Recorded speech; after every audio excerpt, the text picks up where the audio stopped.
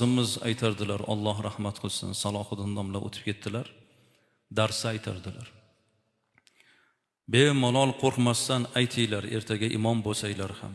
Kim keliniga ozor bersa, undan 5 karra ko'proq ozorga o'zini qizi mubtalo bo'ladi derdilar. Kim keliniga ozor bersa, undan da 5 karra ozorga o'zini qizi mubtalo bo'ladi. Bu kimnidir yeri ko'kka ishonmagan farzand-ku axir. Ibodatli bir tushungan ziyoli xonadonlarda ham kelinga bir past nazar bilan qarash paydo bo'lyapti. Yo'q, kelinni shunaqa haqlari borki, to'xtab qolamiz biz. Ba'zi bir gaplarni gapirishdan, xizmatlarni aytishdan.